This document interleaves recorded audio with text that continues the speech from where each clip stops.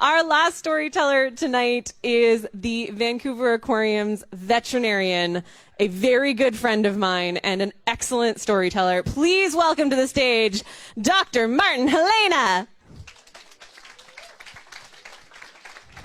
How does she get the mic to sound so good?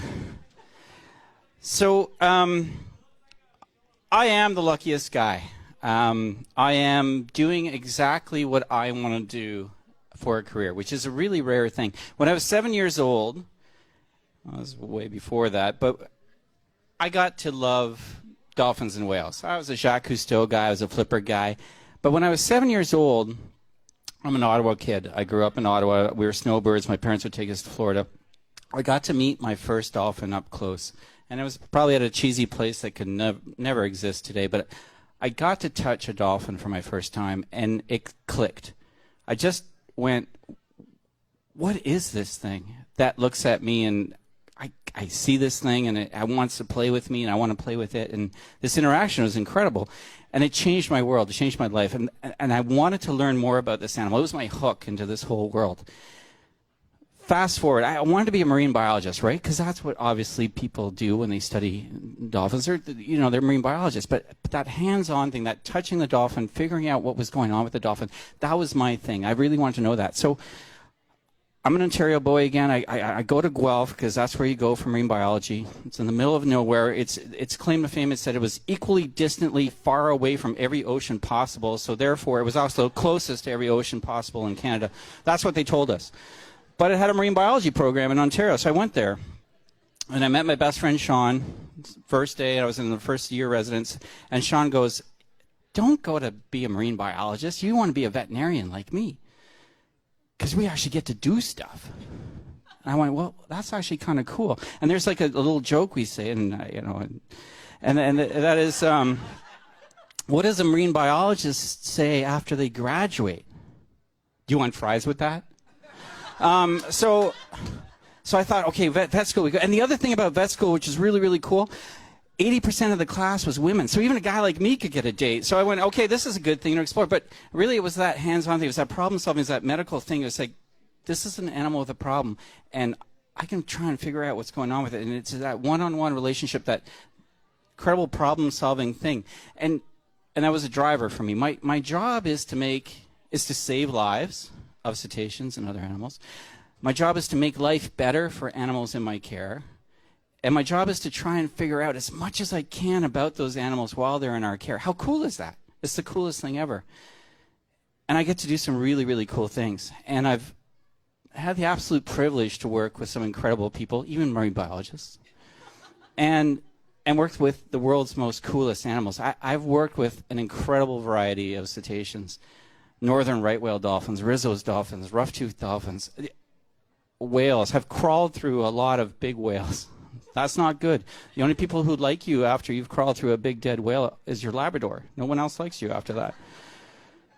But it's been a great life. But and I love working here, and our animals are awesome. And the team and the passion, you got the passion from these people, and the people that work with our animals every day, that teamwork, that incredible simple goal of making life as good as possible for the things that we love, that we care about every day, is such a great thing, and it's a great thing to be part of. The thing that I love the most is our rescue facility, and taking animals that are at death's door and trying to figure out what's going on with them and have just a tiny bit of a possibility of changing their lives and making their lives better, and even perhaps saving them, is such a cool thing. And I worked in California at the world's largest marine mammal rescue center for about 10 years before I've been here. I've been here now 10 years too. So if you add that up, that's a lot of years. But to save a cetacean that's stranded on the beach is an incredible thing. We published a paper, I was like the 18th author, published a paper many years ago that suggested that cetaceans, when they strand on the west coast of North America, have a less than 10% chance of surviving that event. And that seems a horrible statistic, but you get it.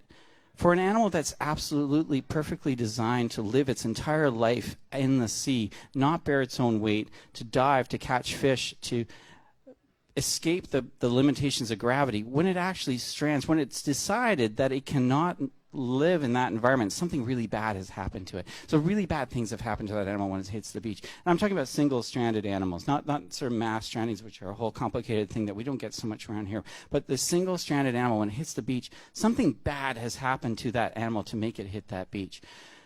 After it hits the beach, a whole cascade of events happen to make life even more precious to the thing, even more valuable, even more difficult to survive. Catecholamines and epinephrines and stress hormones are released in massive quantities, higher quantities than even animals that are caught in tuna nets. Just massive surges. Those things kill off its heart, its muscles, its kidneys. Bad things are so you already got this thing, right? Something really bad has happened to force this animal on the beach. When it hits the beach, even more bad things happen to it, and then it hits. It starts bearing weight on things that never bear weight. So muscles start to die. Again, that heart gets more and more pressure. It can't expand its lungs to breathe enough. It's got rocks, it's got clams, it's got razor blade. Things are bad, things are happening. And then us yahoos go, yay, we got to save it. And we push it back. And that's a bad thing. Or we take it and we do bad things. Even when we're trying to do our best things, we take blood samples, we scare it because we're on top of this thing. This thing was never supposed to have this massive two-legged thing looking down on it and doing things. So you can just imagine, the odds are stacked against you. So when you get one and you save it, it's a huge thing. When I got to here to Canada, to the Vancouver Aquarium, nobody had ever managed to get a Harbour porpoise calf to survive being stranded. Those guys, I told you all these bad things. Your ads are start. When you're a Harbour porpoise, things are even way worse because you're the smallest of those cetaceans that can survive in the sea. So you've got a high metabolic rate. You need to. You can't survive. You're in cold water, which makes things even worse. But you got to survive. You got to keep eating. You got to keep breathing. You got to keep moving. So when that doesn't happen, things are happening at even a worse rate than your average cetacean. Exacerbate that even further. And you're a calf that's dependent on your mom. Bad things. So you can see things are happening. And nowhere in North America have we ever had a calf survive after being stranded. And here with these guys, with our trainers, with our engineers, with our water quality, this team that's just so passionate, we actually got one to survive, then a second to survive, and that was huge for us. They couldn't be released because they were calves, so Daisy is back here having her life and having fun. So the one story, though, is 2013, when a subadult, a young adult, Harbour porpoise stranded in Saanich Inlet. Levi was his name. He was named after Leviathan beer, trying to get some funds. Every little bit helps. And he hit the beach, and he wasn't a calf, so he's a potential for release. That's cool. But something bad's got to be happening with this guy. So we bring him in, and very, very typical for these guys. He cannot swim. He can't float. We've got masses of people in the pool with him, 24 hours a day for weeks. He can't swim on his own. And then he starts swimming on his own. And we got the nutrition. We've worked things out with our animals here, with our calves and our previous success. We've actually worked things out a little bit. So we're getting better and better at this stuff. And you got this team because that's the whole purpose, is making life better. And so things are working. We've got this thing turned around. And so we're like, why did he strand? Like, why? You know, this guy, we can't find anything else wrong with him. We scope him, we ultrasound, we've got the equipment here, we've got the guys, we call in the experts, we can't figure things out. And then we bring some folks in from the East Coast, from IFA, and they do some hearing tests on him. And Levi can't hear. And it turns out there's some stories of some high ocean noise happening at the same time. And we go, oh my gosh, there was some testing of equipment, there was big noise, and we deafened this poor guy, and now he can't hear, that, and he can't eat on his own. And that was his thing. Like, we got him to swim, we got him to interact with us, we got him to eat fish, we handed it to him, but he wouldn't find and eat fish if we just threw it in the pool. So we're like, oh my gosh, I mean, we can't release this guy. So we keep trying, and our trainers here are so awesome. They start working with him, and they turn him around. All of a sudden, he starts foraging for fish. We put some live fish in there, where he starts foraging for that. And we have some other folks coming from San Diego, from the U.S. Navy, that's got this incredible acoustic program and hearing program. They come up, and they test his hearing, and oh my gosh, he's gotten better. His hearing has improved. So now, let's put this in perspective for a minute. In Canada, we have had one tremendous success with a killer whale that was brought into a net pen for a short period of time, rehydrated, refed, acclimated and released, and she's doing awesome. We've never had an animal in such bad shape that couldn't swim on its own actually brought into a facility in Canada and successfully brought back from basically dead and released. We've never had that before. And so, oh my gosh, this guy's actually turning around, and he's getting stronger and stronger, and all this work is sort of paying off. And so we get the team together, and we get a fellow by Brad Hansen who's tagged a few animals with me that have gone through rehab. And I said, Brad, I think this guy might be able to go. And we talked to DFO because everything has to be through DFO, and DFO was like, I think you guys might be right. I think this guy might be able to go. He didn't strand it as a calf. We know he's been out there before. We know he can survive on his own. He's looking good in your facility. Let's give it a go, which is awesome. So we put the satellite tag on him. It's a single core, a single piercing satellite tag that goes on his dorsal fin. And it's an early morning because we got to get out there. So at 4:30, 5 o'clock in the morning, we get on the boats, still dark, and head out from our facility at the end of Main Street and head out towards the Saanich Inlet. And there's our crew. You can see everybody. They're just on him. They're passionate about this guy. Our veterinary technicians, our students, our interns, our fellows, everybody's on this boat just watching this guy. And this is the part where I go, man, I wish I had that cue, that visual aid here, because you don't want to be looking at me during this part. But so we go out there, and it's hours, and it's not pounding, but it kind of softens up, it calms down. We get out there, and we lower him over the side, and Lindsay Ackhurst, who's our manager of our rescue facility, she's in the water with him, and brings him into the water. I help put him over. I always get myself worked up doing these things because it's so much fun.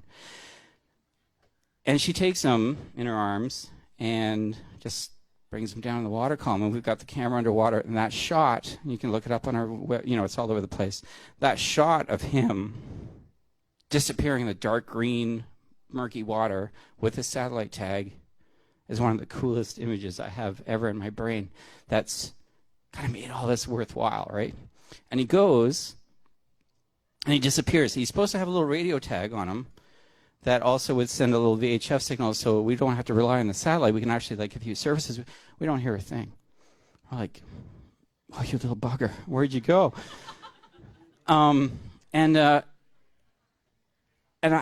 had Paul Cottrell from DFO on the boat too, and he's listening, and he kind of hears this weird little ping, and we're like, okay, we did this, we got this. And then I've got 2 kids, and I describe this thing, you love your kids and you never stop worrying about them, even when they go off to college. And this was my Levi going off to college thing. So we put the satellite tag. We're kind of hoping for about 30, 35 days of battery life because we're asking it to sample very intensively on him. And then we go back and we wait on our computers. And that first 24 hours when we're waiting for those first signals to come back from him were very intense. And then satellite tagging is not bomb-proof. So the signal kind of comes and goes, and those heartaches when the signal drops and you don't know what's going on are really intense. But there he was, hitting every mark and doing everything that a porpoise should do, and even displaying some really cool behavior, like trying to avoid killer whales, diving really deep and just sitting there on the bottom for a really long period of time, and then coming up going, I'm not here. I'm good. Was awesome to see. 63 days we got out of him, an absolute 100% incredible success. And for me, it's why I do what I do and why I'm so happy to be part of this team. And it was such a great moment to see him go and then to follow him up on the computer and see that he's doing okay. Such a cool thing. That's my story.